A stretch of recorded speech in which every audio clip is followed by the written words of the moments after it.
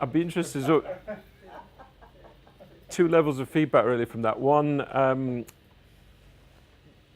anything to share in terms of what you talked about in terms of this model and these models, how they've showed up in your career, and then maybe separately just the exercise itself and how valuable or not it is. But if maybe we start, just take just two or three contributions around how has this shown up in your careers and lives. We feel that we've been in both, and we feel that we're now in the red pill world as corporate refugees, but really we're doing that on the back of having taken loads out of the blue pill world. Okay. Yeah. And so I'm feeling challenged by it, that I would be standing up, these are my words, saying, being red pill is great.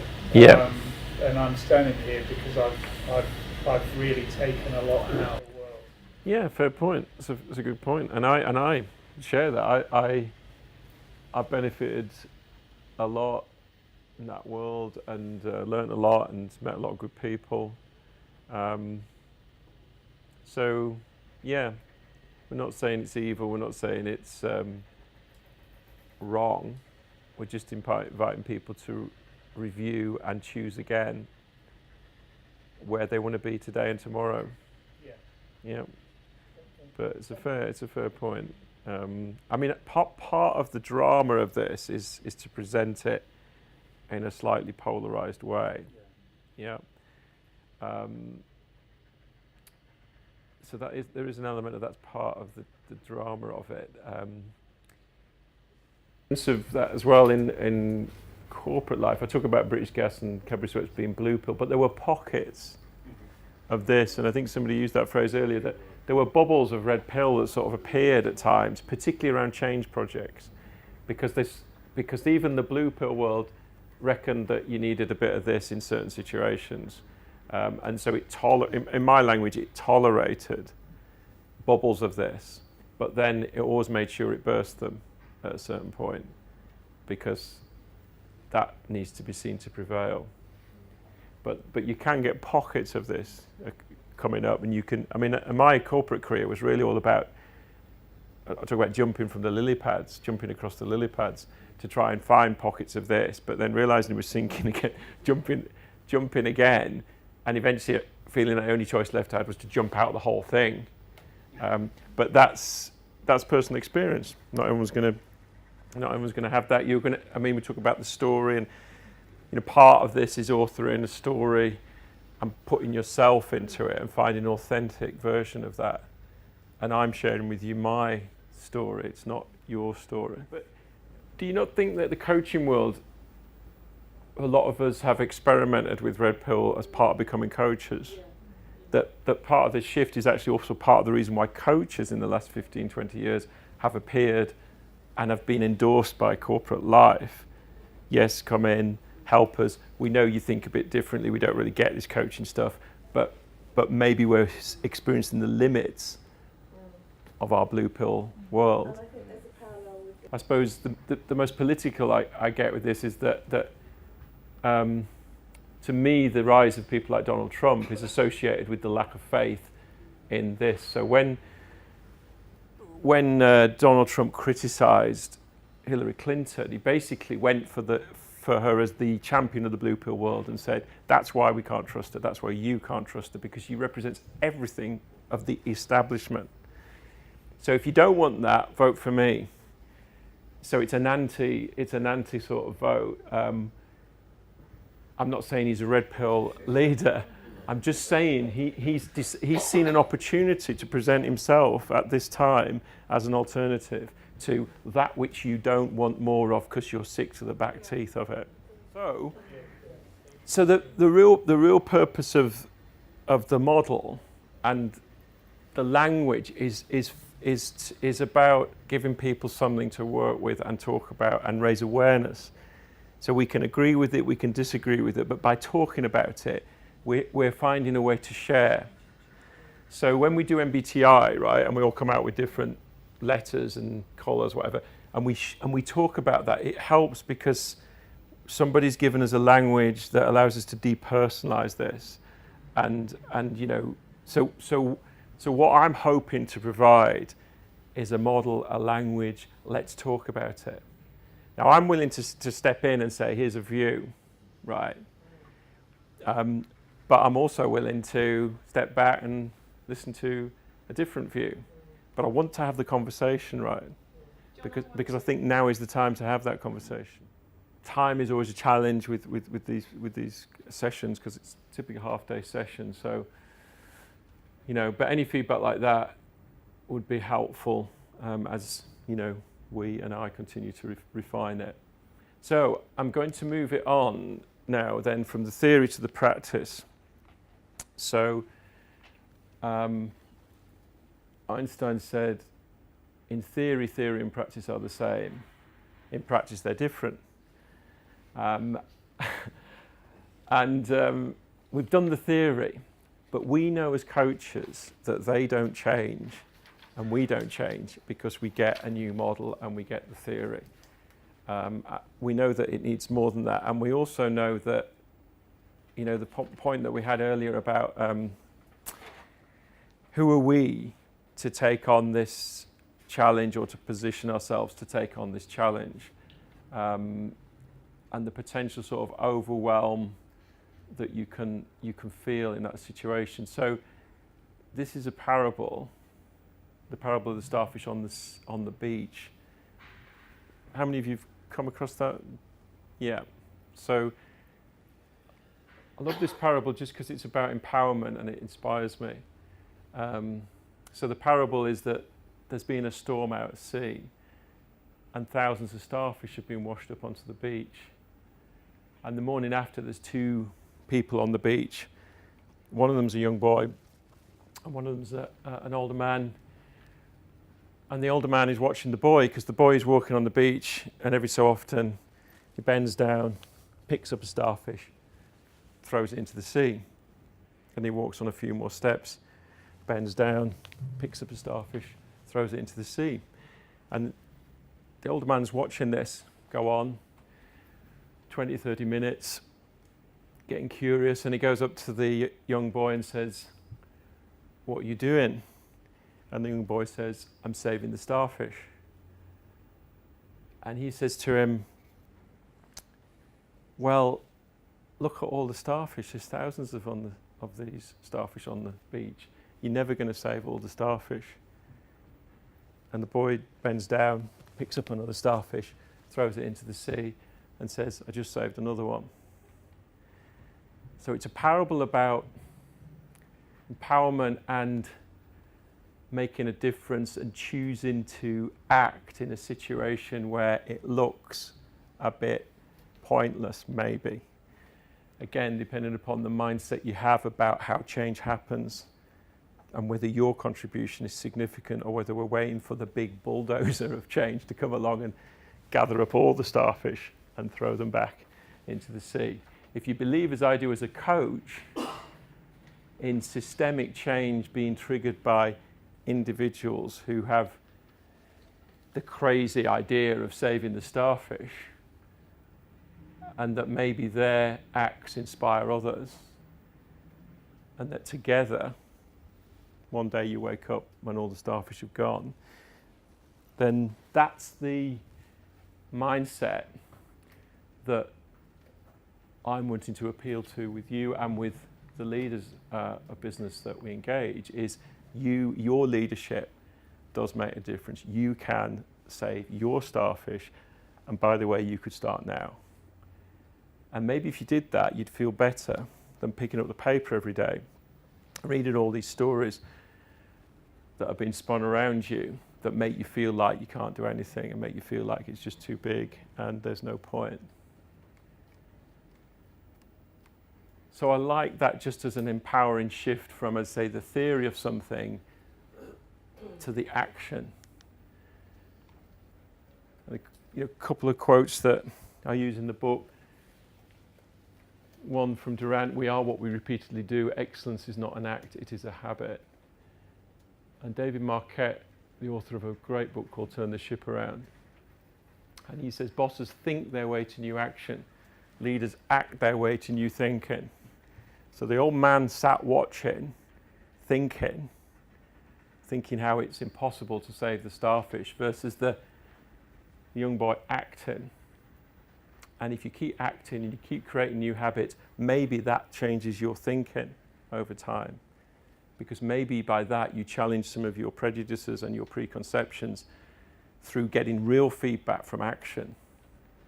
And maybe then it flows back from the muscle into the brain. So that's a way of introducing habits, that no one's going to change from knowing the theory that trust is integrity, ability, and benevolence. But we can change if we have the will to focus on changing our behavior and habits. So I write with my left hand. It's a habit I have. I can't really write with this hand. But if I woke up tomorrow and then my left hand was paralyzed, I'd learn to write with my right hand. It's possible. I just need the will to do it. So here we're saying, if you've got the will, if you really get it and you want to be saving your starfish, then here are some habits you might want to think about in terms of your day-to-day behaviors as a leader in business. And these habits have come from my own research with trust at Aston Business School has been to say, let's take these pillars as the theory and let's try and build the habits around those pillars by interviewing CEOs and MDs and asking them what behaviors they think constitute trustworthiness. So that's where these habits have come from.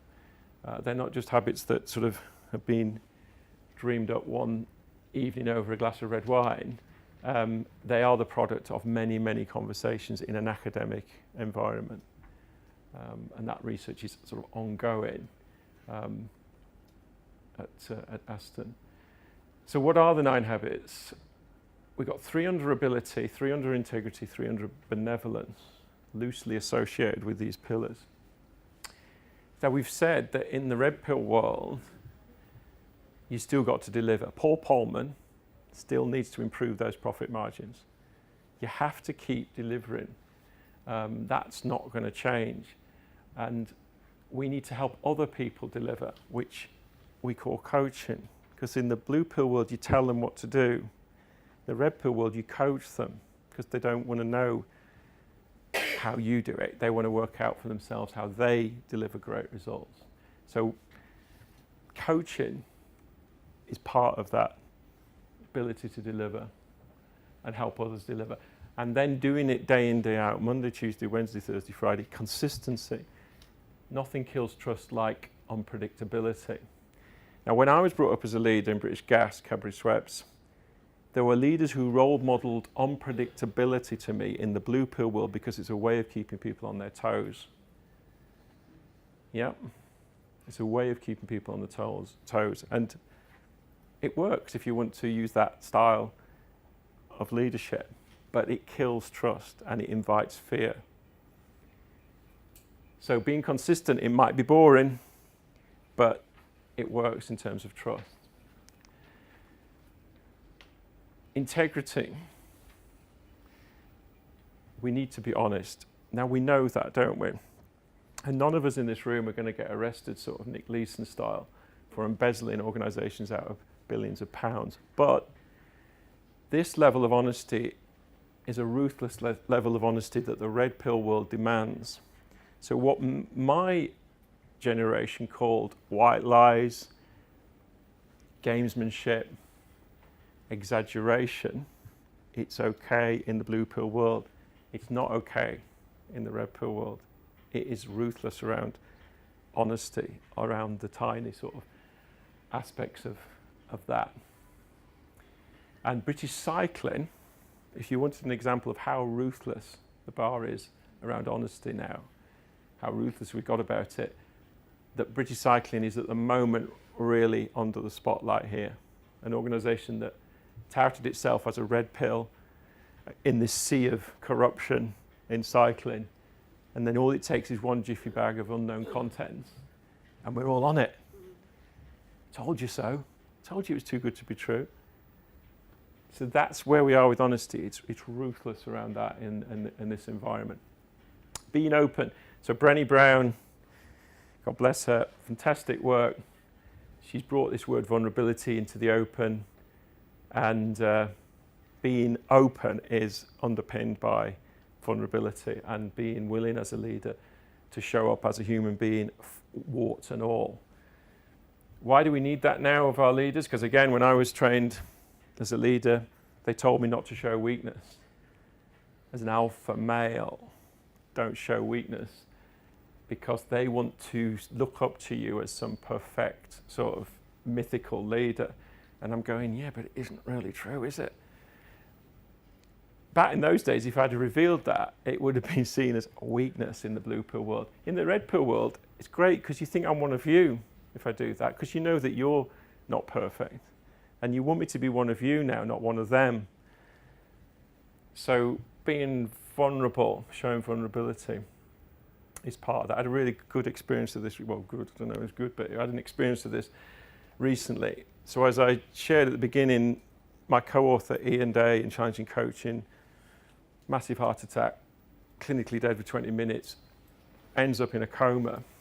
In the midst of that, I know I have to deliver a webinar on this for the Association for Coaching. I don't know if anybody was sort of in that. So I go into this webinar, I'm thinking, okay, in the blue pill world, I'm thinking blue pill, red pill, blue pill, red pill. And I'm going, do I talk about this in the webinar or not? Because in the blue pill world, it's like, John, you're a professional. You know, don't bring your personal stuff into work, because we don't want that, do we? So you do this stuff, you artificially encase yourself in some sort of iron case, and you go in and you just do your job. And 5 years ago, I would not have said anything about it in that webinar. So my commitment on this is around, I went in, felt very uncomfortable, but I sort of shared about what was going on, and I shared how it was affecting me, because I wasn't exactly on top of my game. And one of the coaches on the webinar came onto the call, and we were doing a little bit of coaching, and she said to me, John, I'm really glad that you shared what you said, because if you hadn't done, it would have been a bit weird. And I thought, well, that's interesting feedback. That's acting your way to new thinking. She's telling me it's weird not to. First 20 years of my career, people were telling me it's weird to do it. So this is that shift. This is why for me it's quite digital, because where's the purple in that, right? I either do it or I don't. You know, so for me it's quite a digital thing. You either show up and reveal or you don't. But what about you do it sometimes? Yeah, and it is situational, isn't it? Because there are other times when I haven't shared it. So I'm making choices, aren't I? I'm making choices. But I'm making different choices against different yardsticks. And did you do it because you were not on top of your game? No, I did it because I did the 360 feedback tool that goes with this, which the AOC people filled in. And we were doing it as like a practice. But the feedback I got was actually this was a habit I could do better. And I thought, that's interesting. I thought I was quite open. But it turns out I'm not against the bar. I think I'm quite honest, but I'm not against the bar that's been set, because I haven't been brought up that way. I can't just reinvent myself sort of and pop up person in the red pill world. Hey, you know. I'm wrestling with it. This is therapy, right? You've got to realise this is therapy. I wrote the book, it's therapy. Carol knows that. Why do you write books? It's therapy. I'm working it out. But if it happens to be therapy that helps other people as well, then why not share it? And it's probably not a coincidence that you did that with a room full of coaches. Yes, probably not a coincidence. I'd find it much harder to do in a room full of CEOs. Absolutely. So there's my edge. I either say that's okay, John, because you've got to sort of fit in and you've got to duck and dive. Or I say, now come off it, John. Get brave. Do it. Challenge it, you know. And I make different choices around it. But I am at work, you know. I'm not obviously not. So we talk about the holier than thou thing, you know. We're failing on this and I'm failing on it every day. But I'm sort of aware of it. And I'm a bit more aware of where I am failing. Being humble. So Jim Collins, Good to Great, level 4, level 5 leadership. So the difference between a level 4 leader and a level 5 leader in his great work is that level 5 leaders have a paradoxical combination of intense professional will and extreme personal humility. And that's, for me, they do the job, they deliver results, but they don't glorify themselves in the midst of that. They do it through a collective purpose or cause. So let's get into the really interesting stuff. So 3 habits of benevolence. Evangelize. Now there's an interesting word. I'm really getting amongst people there now because they think I'm getting religious with them. And they're going, oh God, he used a religious word in a boardroom. It's okay to swear in a boardroom, but it's not okay to use religious words. But again, it's an interesting word, evangelize. What does it mean? It means spreading the good news. And the reason I use that word in the book was because I don't mean the sort of intellectual way of doing it, of communication. I mean the heart way of communicating is evangelical. Are you willing to get evangelical about something, your business? Because if you don't, in a world that's spinning cynicism and skepticism and not trusting you 24 hours a day, you're going to drown in cynicism at some point. Guy Kawasaki wrote a great book called The Power of Evangelism. He said in the social age, evangelism is everyone's job. Great example at the moment, there's a Twitter account called NHS Million, and its job is to spread good news stories about the NHS. And the account description reads something like, we're doing this because the media and government don't. Great, good on you. Somebody's decided to save a starfish there. Set up a Twitter account, good news stories, evangelize about the NHS. Habit number 7. Being brave. So don't mean being physically brave or personally brave. That's about moral bravery. When I went to Dubai recently, I was on the plane, I watched the film Snowden, which is about Edward Snowden. Don't know if anybody's seen it. But if you want to immerse yourself in moral bravery, then Ed Snowden, blimey, how brave is that, you know? He believed so much in a world where, you know, people's privacy and data is sacrosanct, that he was brave enough to be ostracized by his own country, hunted down around the world, and now sort of a prisoner in Russia. But at the end of that film, he says something quite powerful. And it's actually the real Ed Snowden that says this at the end of the film. It's quite clever the way they do it. And he says, I'm glad about what I've done because I don't worry about what I'm going to do tomorrow anymore because I'm glad about what I've done today. And I thought, yeah, maybe that's the prize of being morally brave, that you get to a point where it doesn't matter.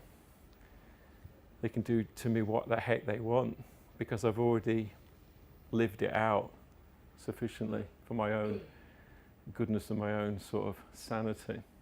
And last but not least, kindness. I presented this yesterday at that conference, and after the presentation, a Russian guy came up to me and went, his eyes were like sort of a bit glazed over, and he went, I can't believe you used the word kindness in a presentation about leadership. And he was like sort of, I don't get it. But I think kindness is coming. As I said earlier, I think we are tiptoeing our way towards talking about kindness in leadership. And my job, I see my job as part of being morally brave is, hey, look, there's that alpha male guy who played the blue pill world very deeply And now he's getting up and talking about kindness. So let's think about that. Why would he do that unless you really believed in it? So those are the habits, and that's me using the red pill, blue pill metaphor to try and draw out differences in behavior about what you do. If you subscribe to the blue pill world, these things show up very differently. If you subscribe to the red pill world, these are the sort of habits that we're talking about, and we know that we're better at some than others. We know we're not getting it right all the time, but here's an aspiration. And here are people who at the moment are leaders in their respective fields. And we might want to think about how do we think they're faring against these habits? So if I put Steve Jobs under the microscope, which habits do you think Steve Jobs was fabulous at? Yeah, great evangelizer. Great evangelizer. What else? Yep, delivered time and time again, got great products out of the door that worked. And consistent. Yep, he did it more than once, and he you know, I think he was pretty brave guy as well. I mean, he left Apple, didn't he? Steve Jobs was consistent because he was absolute on your toes guy. Yeah. He would treat you differently once to the next Yeah. time to the next time. I was thinking about the product actually. Yeah, I was thinking about the product as well. Yeah. I was thinking about how he was as a leader. Yeah. And I No, think it's a good really call. important point here. Yeah. It's about leadership. It's not about the products that are there. Great call. So the products were consistently great. He as a leader was not consistent. Yeah, great spot. So that's a habit that maybe he could have, that lost him trust. And if anybody's seen the film Steve Jobs and the relationship between Steve Jobs and Steve Wozniak would judge him quite harshly on that one, being consistent. He'd also judge him pretty harshly on another one, kind. Yeah. Steve Jobs went to his grave with a reputation for doing certain things great, but lurking behind the scenes in his legacy is a reputation for being cruel, which has been made into a film. Saint Teresa of Calcutta, Mother Teresa, which habits is she known for? Yeah, so she built her whole leadership brand on kindness. So I had to pull somebody from a world outside of business really to find someone who, as a leader, showed that. But it shows that, you know, that was her brand. I don't know about the other habits. I mean, with Saint Teresa, but we certainly know about the kindness. Now, Lance Armstrong.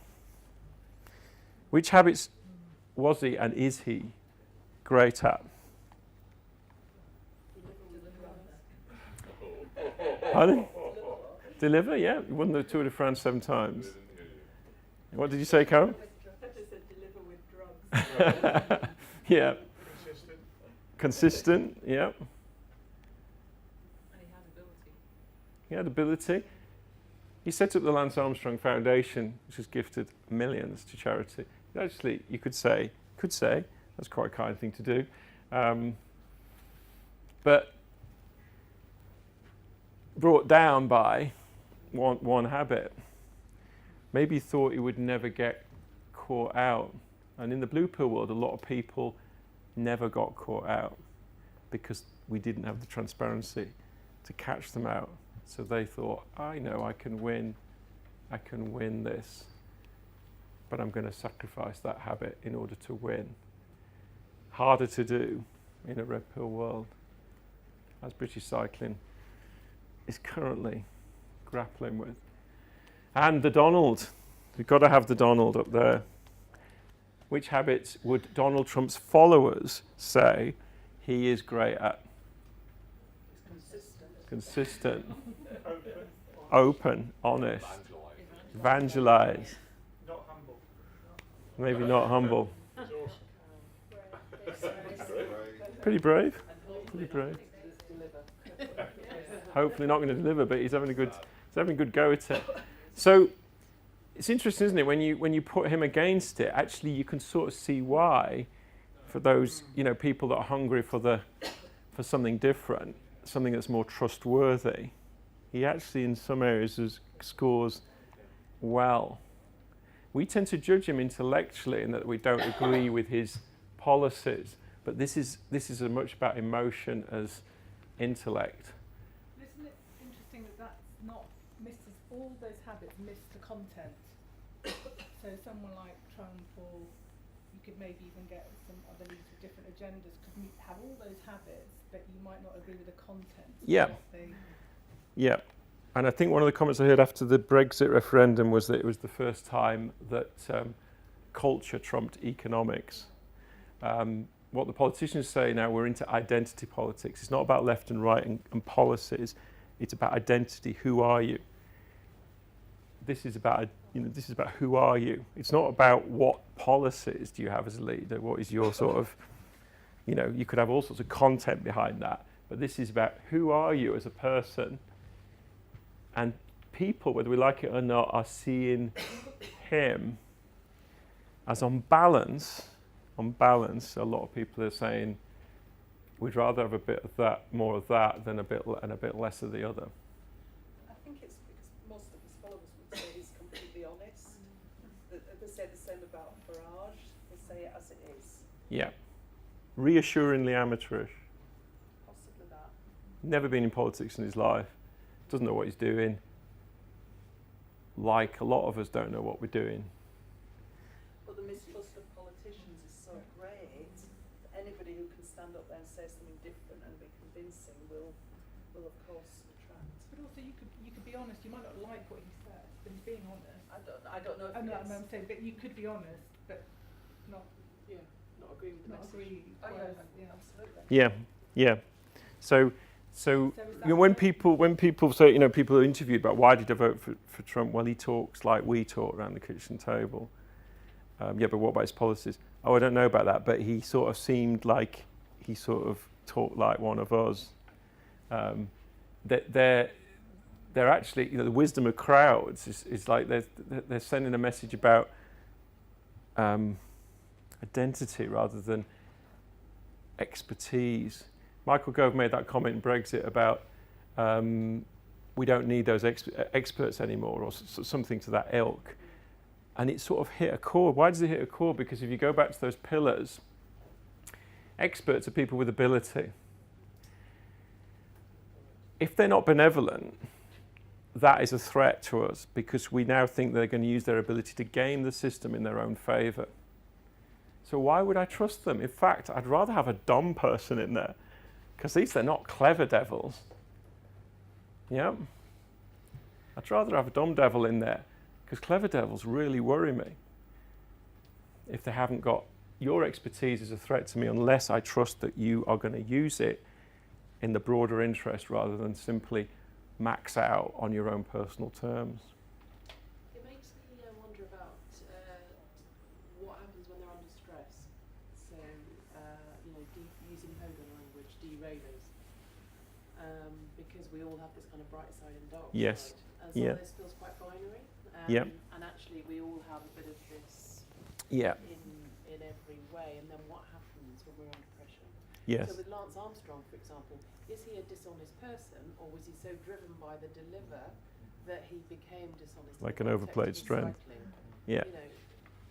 So it's Yeah. that became his derailer. Yeah. So we'll all have derailers on those habits, and then under stress, we're most likely to trip up and fall foul of one of them, and then find that we might have damaged trust, and it takes a long time to rebuild it. So as coaches and as writers or thinkers or whatever, or it's awareness again, isn't it? It's awareness. If you can look at that and be honest, and if you can get feedback on it on a regular basis, maybe it helps reduce the chance of that we flip onto our dark side, and maybe we can stay there longer under pressure if we're really working it and we're really supported by people who get it and sort of have resources that can help us get it. And I think you need to know yourself quite well in order to be able to do that, as well as have the support. Yeah. the self-awareness piece. So we got sort of 5 minutes before lunch. So the stage we're at now is that we've got a model, we've got some habits, we've looked at other people, and then after lunch it's right. Okay, let's take our own medicine, and let's use that self-assessment questionnaire. So there's 3 behaviours under each habit, and the questionnaire is simply, how frequently do you exhibit these behaviours, and it's simply inviting us to get amongst the weeds with this and shine a light on ourselves, and then we can coach around that together. And through that, we're experiencing being on the receiving end of this, which is hopefully what the leaders that we engage with at some point will say, yeah, I'd like a coach, and I'd like some data about me, so that I can get to grips with where am I on this, on these habits. I know I'm going to be strong at some. I know I'm going to be weak at others. And if I'm more aware about that and am held to account on that, I'm more likely to be a trustworthy leader in a very different world of leadership. It's the idea that the coaching then will follow that very precisely, that the beginning of the coaching cycle would be to do this 60, and the coaching will be contracted particularly to work through it. Yeah. So the idea very simply is that, they would, a group of leaders would, if they engage with the programme or they nominate trust champions to be in the programme, that they would, one of the first steps would be that they would have the 360 feedback, and the first coaching session would be a debrief of that feedback against that model. And the identification, therefore, of here are some habits that I'm good at that I want to be even better at, and here are some habits that are weak that I want to up my game on. So if you, let's say as a leader, you ended up, I'm working with habit, let's say I was working with habit 4, 7 and 8, and then the intention would be to develop a library of resources and exercises that would say, if you're working with that, we've got a great exercise that you might do in a coaching session or before a coaching session. But if you're working with that, it's a different exercise or a different book to read or a different case study or role model to look at. That's the idea. Now we know that the magic of coaching is that at some point you throw this away and you go, it's only a model, folks. It's not the truth. And you go, actually, it's about you, Mr. Leader or Mrs. Leader, and I'm here to coach. So thank you that we use this to build trust between us. And now we can let go of it. This is when the magic's really going to happen. Because at the end of the program, we want outcomes and impact and results. And we know as coaches at some point, it's not about being slaves to the model. It's about being authentic human beings, dealing with authentic human beings. Would there be a preferred way of measuring impact at the end, and like repeating the assessment or something? We could repeat.